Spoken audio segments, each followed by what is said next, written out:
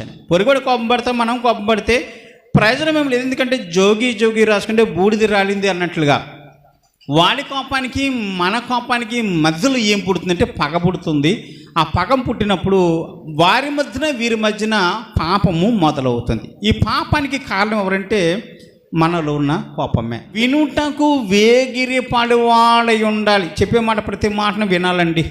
మొట్టమొదటిగా ఎందుకు చెప్తున్నాడు, దేనికోసం చెప్తున్నాడు, మంచికి చెప్తున్నాడా చెడ్డకి చెప్తున్నాడా, ఈ విషయం మంచిదా చెడ్డదా అని వివేచన కలిగి ఉన్నప్పుడే, మనము విన్నప్పుడే మనం కోపం పడాలా పడకూడదా అనేది మనకు అర్థమవుతుంది.